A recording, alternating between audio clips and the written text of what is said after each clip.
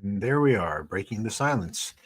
I nearly forgot because Mary and I have grandchildren over a 5.5, almost 6-year-old girl and a almost 10-year-old girl with us. And so we've been a little distracted. And I got here just in the nick of time to set up for tonight's show and realized that I had never scheduled the program. So at the last second, I was running into StreamYard and setting up and putting up any thumbnail at all.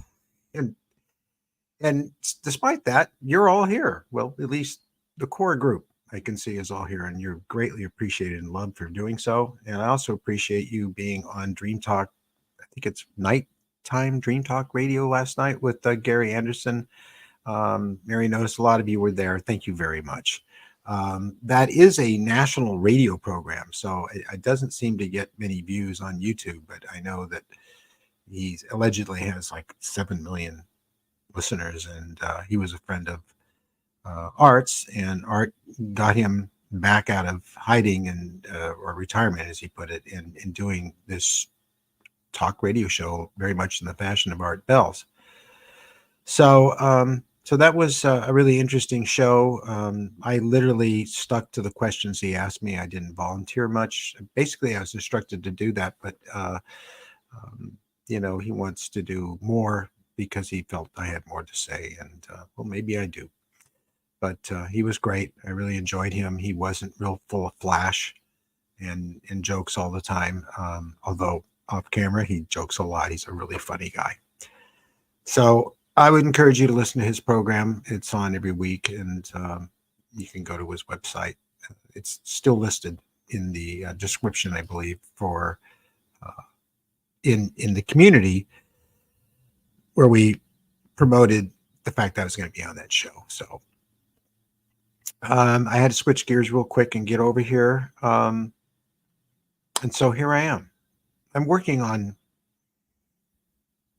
next week's show, which some of you heard me speak about. It's based on, a few people have said, gee, I really love that intro so much. Why don't you just do one of the episodes that's just all visual effects, all beautiful things dealing with the cosmos and our visitor friends, and they could tell a little story. And so I said, that's not a bad idea. Now let's see if I can do it between now and Saturday, because a lot of the effects, all the shots are all visual. But I have quite we call a digital backlot now.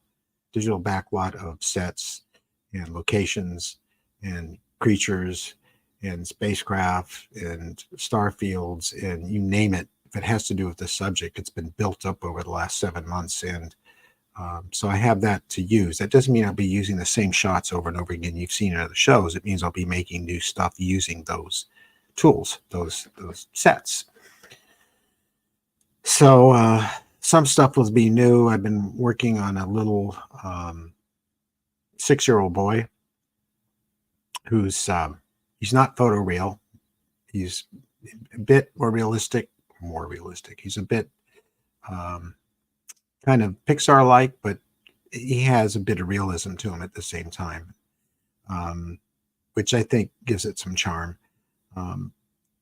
And I'm working on doing some of the first scenes as soon as I get back. Now, I work in Unreal Engine. I don't know how many of you heard of Unreal Engine, but it's becoming very quickly a pain in the butt to Maya, Studio Max, 3D Studio Max, and Lightwave, which has been risen from the grave.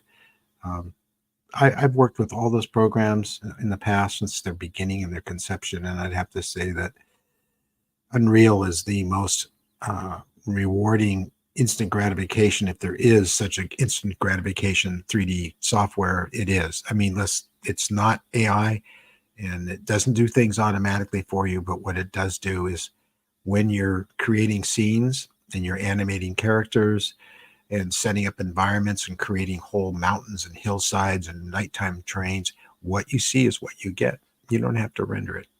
It looks a little bit better once the shots are rendered, but they render very, very quickly, as opposed to some of the other standalone 3D programs that can take literally hours, even days to render stuff, depending how complex you get. And because Unreal Engine is basically a video game engine, it's just taken off. Much of Hollywood is using it, and all kinds of shows and big movies. You haven't even known it. So I've been using that. So that's what I'm doing. And I can talk more about that because we're here to talk about the subject. I have been getting, well, on last night's show of Gary Anderson, he asked me about Whitley Strieber's implants, and he talked to me about how Whitley will see overlays over his site with information and images and that kind of thing. And he believes that's coming from his implants. Probably are. The one in his ear, right ear, just like mine. But I had really never quite noticed that over the years until recently. And I talked about, I think yesterday I talked about, I woke up in the morning and I want to go back to sleep. I want to sleep a little longer. I haven't got enough sleep. And I saw these images and they were so spectacular. And I opened my eyes up to make sure I was awake. And I was awake. I closed them again and went right back to it. And I could see Grays looking right at me, live, now time, with their gleaming eyes. It was magnificent. And I wasn't scared a bit, just wow. And then I got more of that this morning. And I talked to Whitley about it. And he told me to go out in the sun and close my eyes and do that. And I said, well, if the sun will ever come out, which it hasn't in days, I'll give that a try. So evidently, I think that's something he does. But I am seeing overlays. I'm seeing with my, I don't know if I'd see if my eyes are open, but I've seen when they're closed. And I'm getting some kind of images and data. It's clearly not retinal patterns that you may get when your eyes are closed, beautiful colors shifting and going into mosaics and geometric patterns. This is different. This is from that, but it's not that. This is really clear. I mean, I'm going to do a drawing as opposed to something CG of what I saw, and share that with you later this week. So, okay. So, what are you guys talking about? I think it'd be great. What do you think would be great? I've always known that it was there. Thought about it before, I guess. Cartridge. It is very small. Extra cartridge. The other part of my ear. Oh, okay. I don't have the same thing on the other side. It's the right ear. Mine's in the right ear, and it protrudes a bit. And if you look at it under bright light, it appears that it's bone colored. It's white.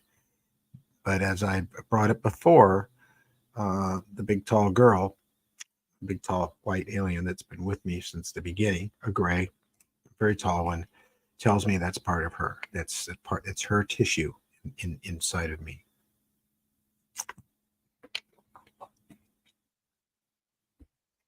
Wow, you got one that's, I haven't tried sticking a magnet to it, and I have those magnets. But something tells me don't do that. But wow. So you must be fun at the airport. Homeland Security must love you. Yes, mine too. Mine too. What? White. Oh, okay. Yeah, it's like when you fold the ear back and get it to push, because it's very close to the outer surface of your skin. You can see this white, sort of almost like a grain of rice, and it moves. Oh, you do get pulled every time. So who was asking me that? It might have been the producer on the show last night. He was saying, "Do you have problems with setting off metal detectors?" And as I thought back, a lot of times I went flying. Yeah, that did happen. I think it happened when we went to France, Mary, and they couldn't find what it was. They just assumed it was something else because,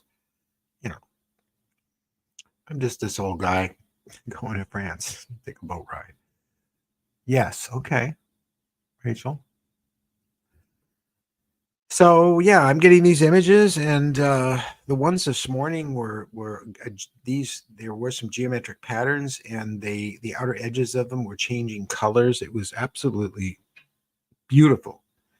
And even in the days when I did vision quests with psychedelics. I didn't see things like that. This was really unique. Hey, Wes. Oh, it's Wes Decker now. Okay. So that's been going on, and working on a new show, and it's all going to be CG, and I'm going to do a narrative over it, and eventually we're going to have some of our very own music to go with our shows. One of our own here is working on that. I don't know if he wants to be known or not, but I think he's here right now. And so it's we're shifting to doing shows every 2 weeks because I wouldn't say I've reached burnout, but it's been really hard. And what really drove it home was having the 2 kids here and trying to get a show done for Saturday and everything else. And I had all these podcasts and that I appeared on this week, plus our own. And so it was kind of hard. I need to have that little bit of breathing room, to bring up the quality on the shows. I know you think it's good quality right now, but it could be better. Wes, thank you very much. Thank you. I don't have a guest. I'm the guest, so I can interrupt myself. You're looking for what? It might have been you that made the suggestion, was it, Wes? Because you're one of them, I think. But yeah, you're used to the introduction, and that's 10 minutes of effects that have been done for the shows we've done over the past 6-7 months, 23 of them. And so I have a lot of effects stored. I have those shots. I don't delete them once I rent off the show, although it is taking up a lot of hard drive space. Yes, Mary, you did write about the schedule, and so it's gonna be better this way, because I know YouTube, if they had their way, they wouldn't want us to do that. But you know what? I'm 72. I'm working my off, and so is Mary, and I have very little time for anything else. This will free up a little bit of time for me, and I can do a better job at each show, I believe. Plus, I'll have time to do some artwork again related to this subject matter, which I haven't been doing, because I was going to put out a book of my art on this subject. It might even be possible that I'll do another book that they're going to re-edit and republish, but something is there. There's lots of things like that I've been trying to get to, and it's just really been difficult. So this will be a good move. But we're still going to have every Friday, not every night. That would kill me. Every Friday, of course, we'll have our regular show. And I think Mary said that on the weekends, we will, even if we don't have the premiere show, we will have an open chat, sort of our support group, because this one's, kind of cut short by, I got to get off 10 minutes too, because the show is going to start. Nope. Okay. Nope. That was a great movie. So there will be nothing on Saturdays when we don't have a show, correct? Okay, there it is. These stories. Mary, because Mary says so, not Bledsoe. So there it is. There's the whole deal. We're going to keep the community live stream, of course. And Saturday premiere and pre-premiere live stream. Okay. I think I get that.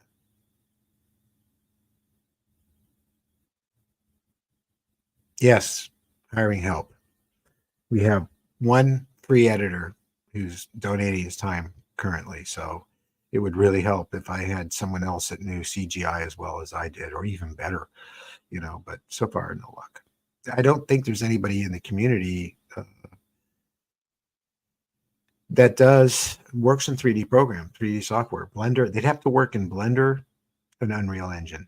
If they work in a different platform, it probably won't work, because although they're all similar, there's different ways of doing things, and Unreal is kind of a new education for people. And I'm used to it now. I'm getting to a point where I hardly write notes anymore. I struggled all this morning. I had I created this little 6-year-old kid and named it Steve. And I did it in a program called Make Human. And it's really not the best program in the world for making humans, but it's not bad. And it's open source. And then you use that in conjunction with Mixamo. I think it's Mixamo. It's an Adobe program. And you can take that character you've made, put it in there, and turn it into one of their Mixamo characters, which will be the very thing you created. And then you can add their animations to it, which is motion capture. And there's everything from sitting down, looking, to running, to stabbing someone, you name it, they're in there. And you can plug these animations directly into your character when you're in Unreal, and you can mix them together very seamlessly and get some very nice stuff without having for me to stand in front of a camera and capture my emotion. So it moves things along very quickly. Yeah, you do get rusty, Wes, if you don't keep it up. And I mean, we have moved so far beyond Maya and those programs, and they were really, by today's standards, pretty clunky, I think. So, best personal synchronicity story. Well, the name of it, SOCAR, is reality. And what I'm talking about in it is, like it or not, every human being on this planet exists within a similar reality, and they're completely unaware of it because they don't even look at the stars at night. They never think about the sun, what the sun truly is. It's a star. They just look at it. It's the sun. It's the thing that comes up in the morning and then it goes down. Well, actually, it doesn't. The planet turns, and it appears that way. They don't go that far either. And they're unaware that they're in a galaxy. They're unaware of what a galaxy is and how it relates to the rest of the cosmos. They're unaware that there are multiple universes. And when you talk about this kind of thing to people who are unaware of it, and I'm not being mean about this, they just simply not aware of it. It's not in their universe, not in their world, not in their reality. But when you talk to them about it, they think you're weird. Because normal people don't talk about these things, and they're very skeptical about these things, even though science has proven it true, which I always find interesting. So it's kind of about that, but it's kind, it's not mean, and it's just sort of something that I hope people that are in our reality enjoy as much as the people who are outside of it that maybe learn something from it and realize that the reality is much bigger and more expansive than they ever could have imagined, and incredible. I'm constantly surprised when I bring up Webb Telescope to people, how they're unaware of it, let alone aware of its discoveries. Are they aware of the cosmic calendar? Are they aware that time really doesn't exist? Are they aware that it's not linear? And again, when you speak about these things, and it's all within the realm of science, they still think you're weird. Maybe we are. But you know what? That stuff exists, and that is part of reality, like it or not. And everybody's reality is different. And everybody, if you could be in the shoes and the eyes of another person, everything would look different to you. If you could be in their consciousness for a second. So, but somehow, some way, we need to share a common, at least part of reality altogether. Like the song says, all together now. Boom, boom, boom, boom. So it's kind of like that. I'm actually like halfway through the script, and I'm doing effects and finishing the script as I go, and following the script as I do effects. So maybe it's all coming from my implant. Who knows? I like being who I am. That's a really good thing, Rachel. Don't you think? We are the cool kids. They just don't know it yet. Some of them know it and they don't like it. but that's okay.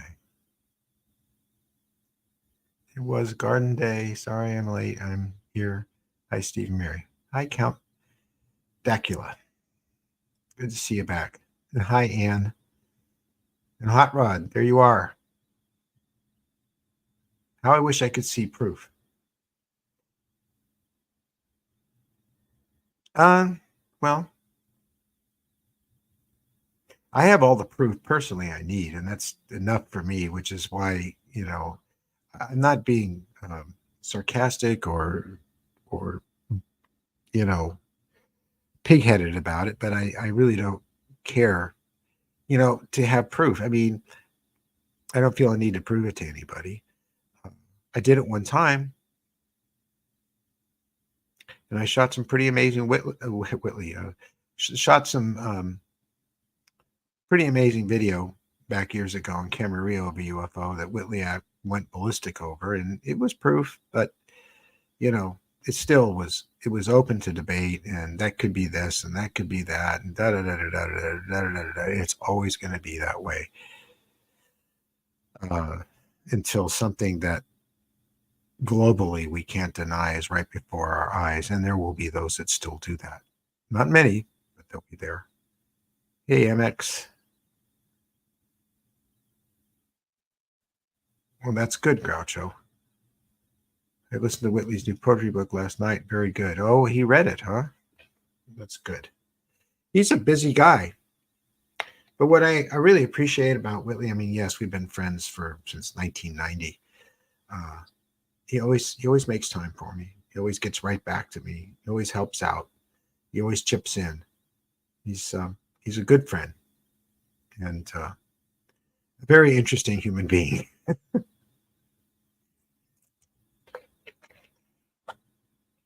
So I'm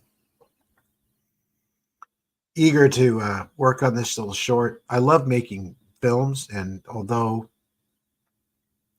much of what I'm doing these days is making films, and I'm making films about people who have these experiences, and I'm putting in front of the camera. It's the way I'm putting Mary Ann on tonight. And Mary Ann, she was wonderful. I mean, we talked briefly on the phone. We corresponded. She told me what she was about, and I used to be very skeptical of people who felt they could channel and work with crystals and all that kind of stuff, but I'm not anymore, because by closing my mind off to that stuff, I may be missing out on something really important. In the show, you'll notice tonight that she talks about things that Whitley talked about the last week's show. And she was recorded before that. Just keep that in mind when you listen to her conclusion at the end, which is amazing. She's a wonderful woman, very smart, really has her, what together. And it was her presence being here and in front of camera and stuff really kind of lifted me up. I don't know how to explain it, but I was getting like an energy from her.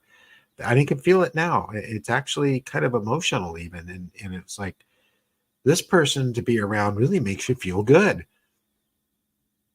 And boy, she looks right at the camera, right in your eyes, and she tells you what she believes.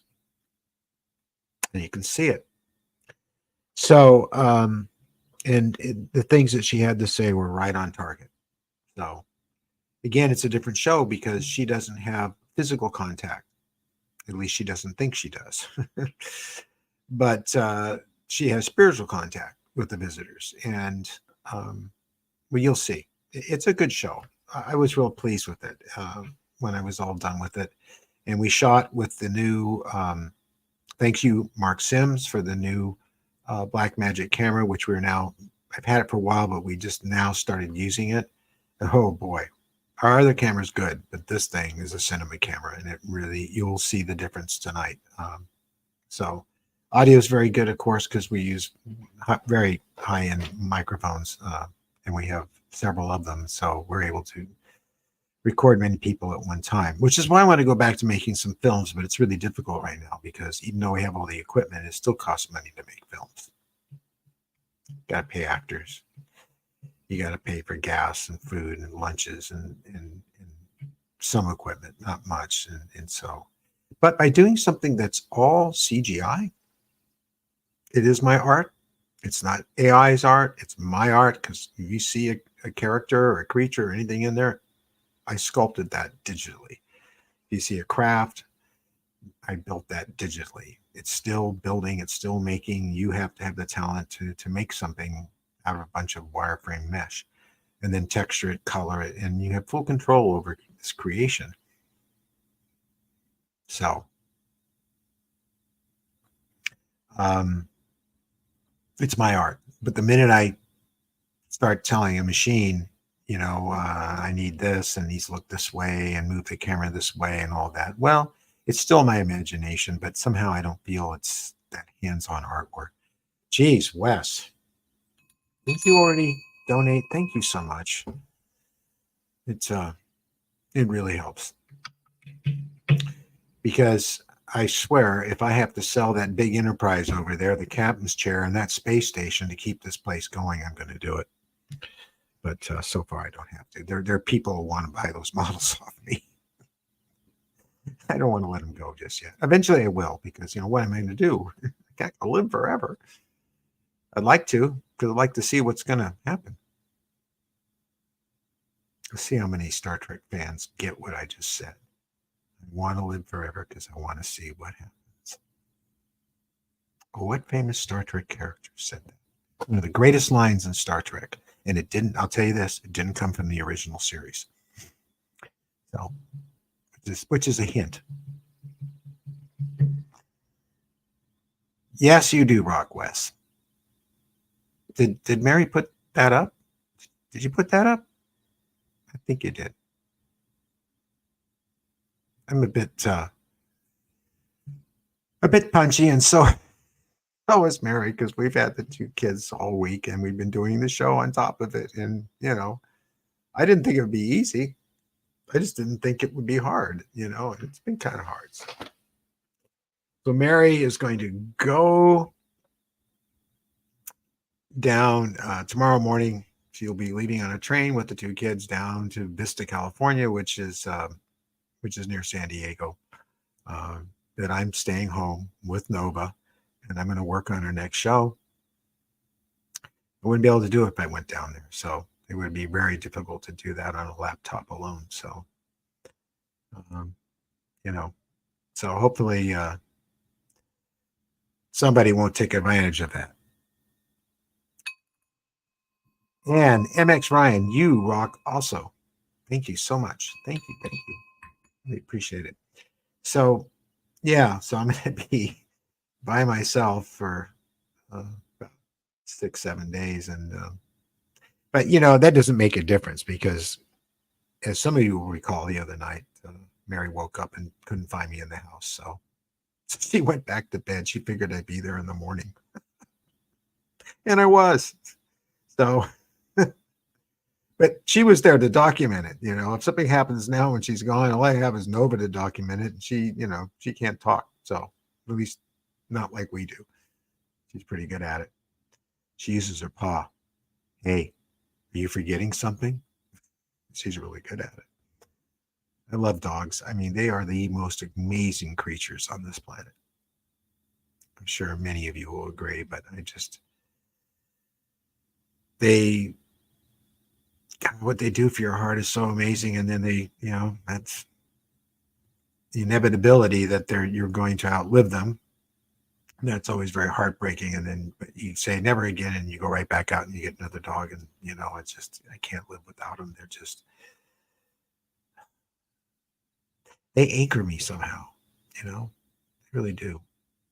They're just amazing creatures. So I often wonder what the visitors think about them. In fact, if I was going to ask them a question, you have to keep her in the bathroom. I guess the mailman came. Yeah, I often wonder. Correct, Rachel. I've often wondered, and if I was going to ask the visitor anything, there's a couple of things I've always wanted to ask them. People are always saying, well, "Can't you ask them questions?" And it's funny, none of us ever seem to be able to do that, or if we do, it's not easy, and it just doesn't happen very often. It can if we meditate, and that's something we all have to work on, and I have to work on more. Not just meditating for myself, but meditating to have a communion, a conversation with them. I think it can be done. But what I wanted to ask them about is, what do you think of music, or music and our art? And what do you think of dogs? Forget, why are you doing this? Where do you come from? You know, how does your spacecraft work? What's your technology? I want to know what they think of art and dogs. It's just me. I mean, I get a pretty good idea how their tech works. They use zero point energy, the very thing that our government has been sitting on since, as we know, since 1950s, early 1950s. They have sat on it because it would be disruptive to their ability to harvest cash from us, money, and lots of it. In in and in doing so, hurt the planet as they have done. Um, and then, so you have used that, which will give you all the power you want. You can drive some sort of propulsion that allows you to defy gravity, even bend space and time. And if you've been watching the news lately, you'll know that NASA just claimed the other day that they successfully were able to create a warp bubble. I don't know how long it lasted, but before that, a few days before that, they were saying that warp drive technology is now possible. It's, the math is there, and they figured it out, and it's something we're going to have one day. And then a few days won't go by, and they said, "Well, we successfully created a warp bubble." And I was talking to Mary about it, and I said, "Well, in order to do that, they have to be using one hell of an energy source, and I doubt it's nuclear." We both looked at each other and kind of nodded. So, maybe they're going to let us know pretty soon. Delby, we love you. Thank you so much. Yes, I know what you mean. I said I never again when my 17-year-old dog died. And then, if you got 17 years out of your dog, you must really take good care of it and feed it very well, because that canned food is a killer. I'd still have Rosie. Now we make food for Nova. Shelby, really, thank you. Mid chat transparency. Okay. Way to go, Lee. It'd be great to get a whole episode about known technology. Well, okay. If I have yet to meet AJ. I would really love to one day meet him and just have a nice talk with him. But his show on the Death Patents, Volume 1, the Death Patents, Volume 1 of the Y-Files, talks about that technology. And he researches it really well, and he puts up all the proof that you'll ever need to show you that free energy, zero point energy, has been a proven thing that people have created on their own, and then they were killed for it, and their houses raped, and all their material and everything had to do with it taken away and hidden forever, just like that Simpsons episode, if you remember it. Does this technology really work? It was at a fair. They took the guy and they handcuffed him. They took all the stuff off the table, and then they put in their stuff, which was all Chevron or something.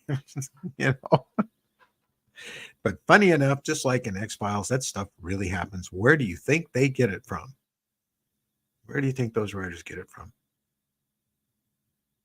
Music is incredible. It's very powerful. All the vibration, of course. Music with any production, I think, is, and other filmmakers have said this, is half the movie or film. It conveys the emotion, the mood, it's half the film. I truly believe that. I mean, there's some movies that weren't that great, but I still love, that were done by Ray Harryhausen and Charles Schneer. Uh, Jason and the Argonauts, Seventh Voyage to Sinbad, and others. And Bernard Herrmann did the scores for those things, and they are incredible. I mean, look at Vertigo.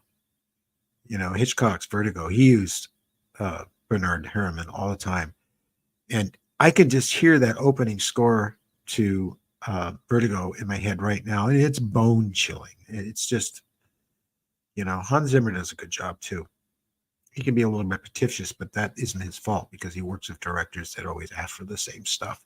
But when you let him go, like look at the score he did for Interstellar. God, what a great movie, and what a great score. That's the best space film that I had ever seen since 2001. I literally sat there with my jaw hanging over for over 3 hours and didn't even know 3 hours had passed. Music is very important.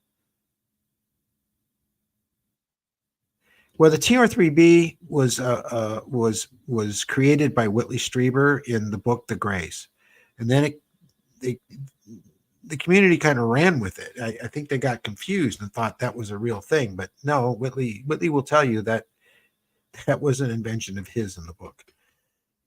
This has happened before. It's happened with the Zeta Reticulus. That came about because of Barney and Betty Hill, but the Barney and Betty Hill never said they were from Zeta Reticula. That was never mentioned by them ever once in the whole story, in all the hypnosis tapes. Never once, because what did happen is that Betty drew the map.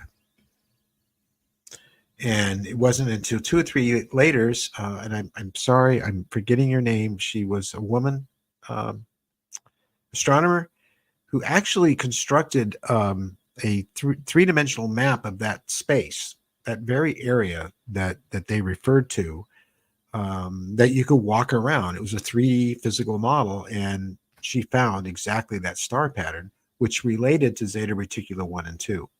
Of course, her career suffered from it, and she was ridiculed and everything else. But as a result,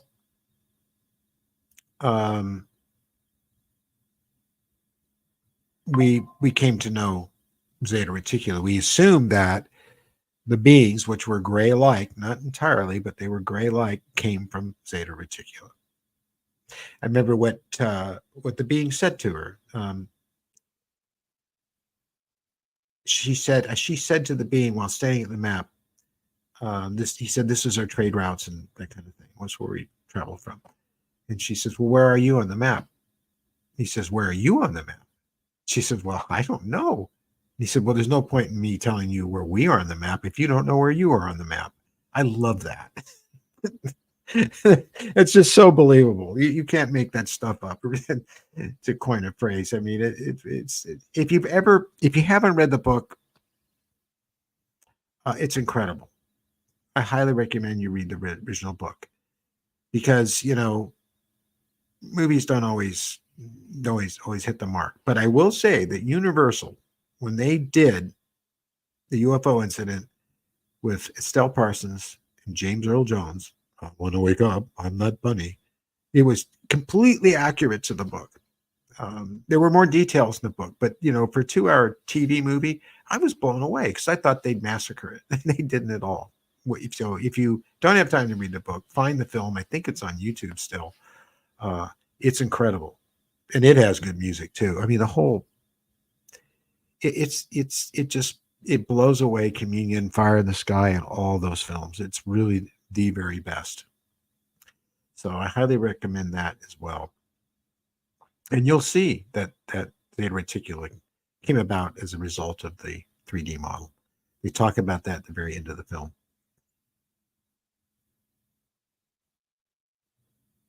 No, I haven't heard about that. Huh. Bob Lazarus or Bob Lazar talks about a Zeta Reticula. Well, sure. I think he referred to them as Zeta Reticulans, and who knows? Maybe now we really know they come from Zeta Reticula.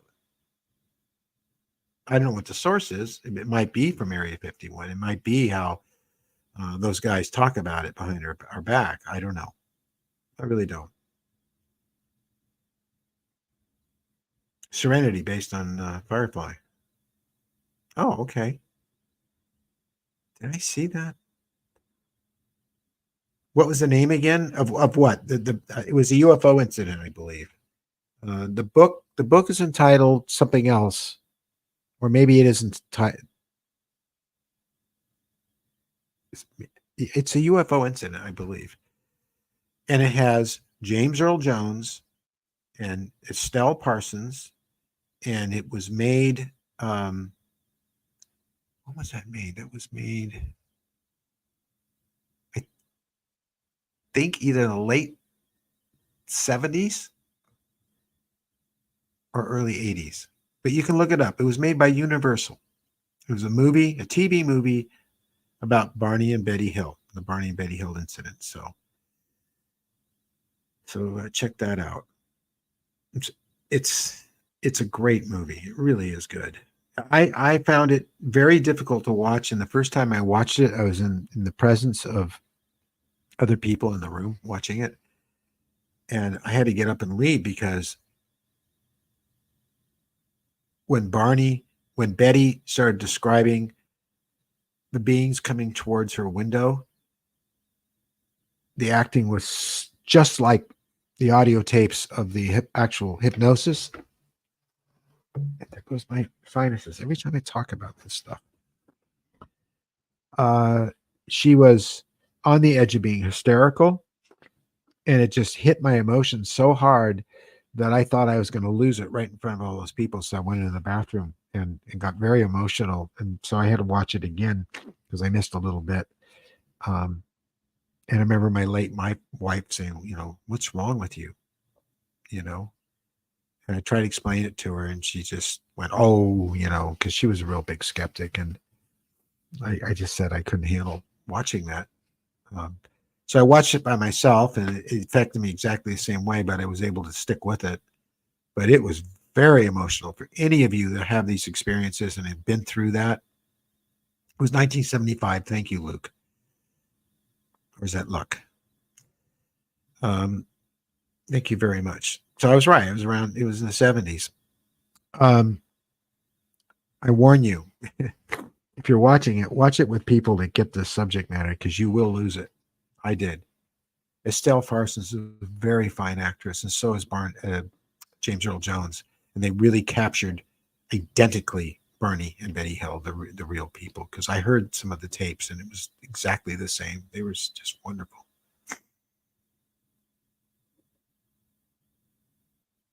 Yeah, isn't that it? That's true. I know, Wes. The first movie was really something. The UFO. So it is the UFO incident. The book is titled, I think, the Barney and Betty Hill incident. You know why they changed the title. And I get it. They wanted people to watch it because who in the heck is Barney and Betty Hill? But they knew after that movie. Huh. Oh, okay. Oh, okay. Thank you for pointing that out. Ooh, I'm bad with names. I'm sorry. I'm sure good with faces, and I know you are just by the way you talk. So it's there is that to me. So, sorry to tangle it up. But did you see the news? Trump got shot. No, no. Where did he get shot? I mean, what location? And then I'll tell you why. You're not kidding, right? Love Cocoon. Yeah, that was a good movie too.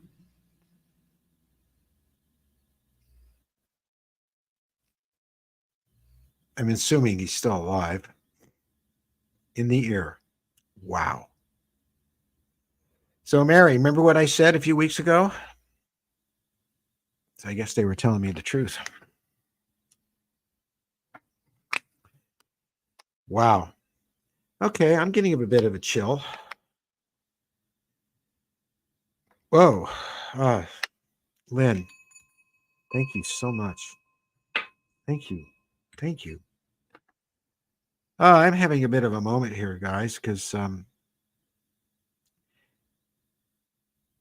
I was shown something that I just was very afraid to even talk about for you can imagine pretty good reasons. And just without even going into detail, you probably know what it's about. That's why I asked where the location was. He got shot in the head. Wow. Well, I wouldn't wish that on anybody, really, no matter who they are. Really, it's just not good.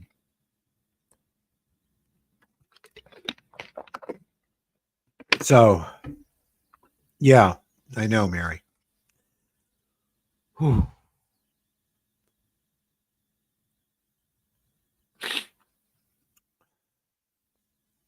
God, you guys, this stuff is real, you know? You think after all this time I of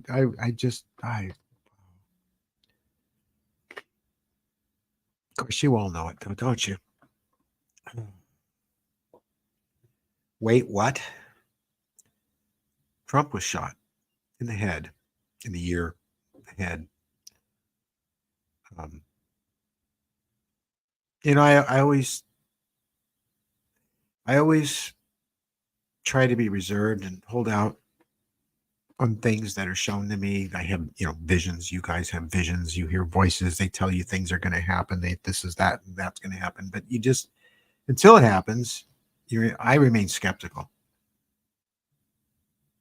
So, I'm just, my emotions are because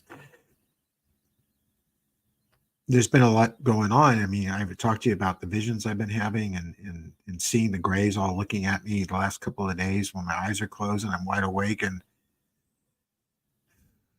are you able to share why it affected you? Did you know? So, yeah, I knew something. But, you don't go online and say, something like what I saw. And then it happens because you know how people work. They don't believe you. They think you're part of something. And I held out when I was shown about the trade centers way back when, and I did a painting of it, drawing. I wonder if it's here. Uh, I remember my late wife saying, "Don't you ever show that to anyone."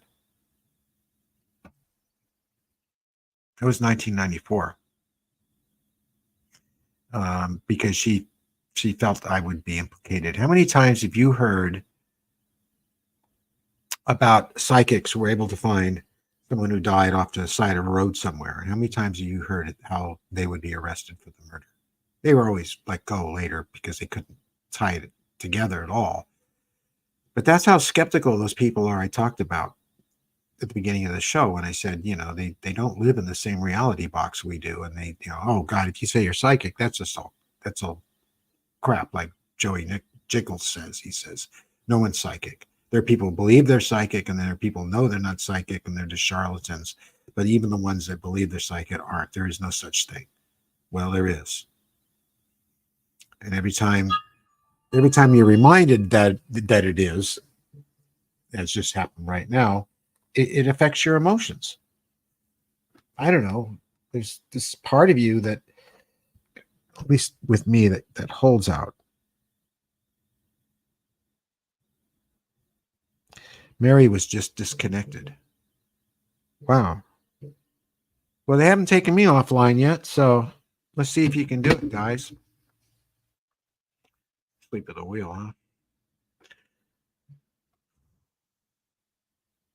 These are scary times. Anyway, I'm sorry I just railed the whole show with that. But uh, please tell visions. You know, I know all of you are people I can trust, but I don't know who's listening, so I'm very careful about stuff like that. So that's why I'm not going to go in any detail about.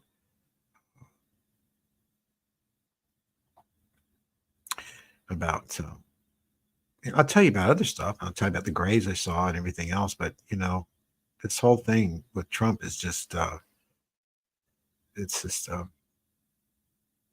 it's when you're shown something like that, you don't want to believe it's real.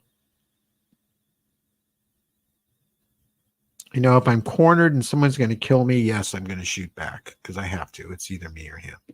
But I'm not in that. I'm not in that situation, and I don't think shooting Trump is the right way to do things. It's just not. I don't care how you feel about the guy. I don't like him. Of course, I don't like him. I mean, you read, you know, Project 2025. If you haven't read it, read it. It's real. Don't let anybody tell you that it's fake. It's not fake. It's what they really plan for the country. They want to make us a Christian nation.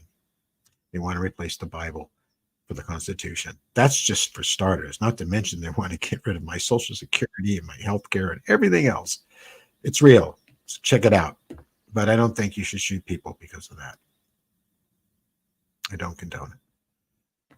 So you're welcome, Wes. Wow. Well, this is a night to remember, huh? You were booted out. Huh. Wonder who booted you out. I can't boot you out. I mean, I can, but I didn't do it.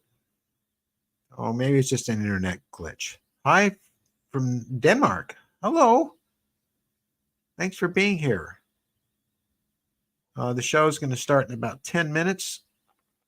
I won't be able to get to watch it with you because I'm going to go home from the studio, but Mary will be watching it with you and be in the comment sections. And I'm going to go home and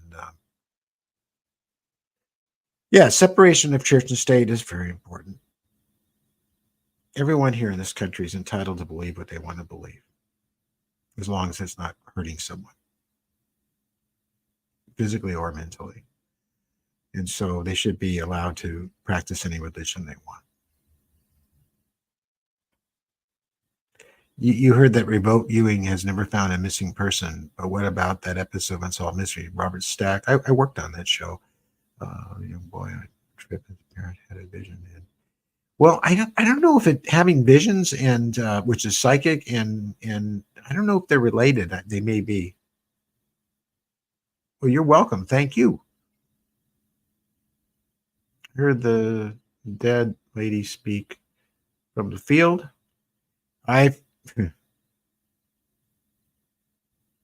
had as I've talked about before, I've had I do have the ability to sense people who've passed on. It's happened to me more than once, and it can be very uncomfortable, especially when you're with a group of people inside of a store that once was an old place built in the 1800s that got converted into a store, and you're inside and the place starts to tilt. You feel like you're underwater, very deep. There's this pressure, and then suddenly you hear this distressed young woman's voice in your mind saying, "I know you can sense me. I know you can." And she was hysterical almost. She felt the energy of everybody around her, but no one could sense her, and she was confused and scared, and she wanted help. I guess she didn't know she was dead, and I had to get out of there because it was uncomfortable. I had people looking at me like, "What's wrong with him?" So it happens. I tend to stay out of places that are haunted. If I walk into them, I can sense it right away.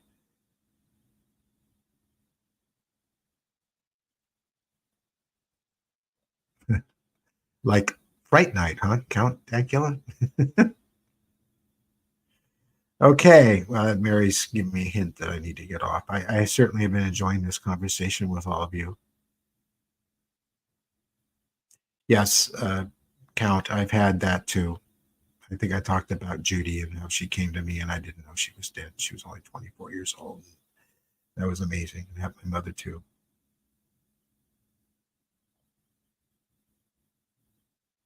Yeah. So where did that picture come from? That's the big question that let you all think on tonight. I'll be thinking of you, and I can't wait to get back with you all again next week. I'll be working on the next show, and thank all of you for your support. Really, every bit of support you give, both moral and monetary, really help. And just all of you being here tonight is a great help to my soul. I got to tell you that. So I love you guys a whole bunch. I really do. And we'll see you soon.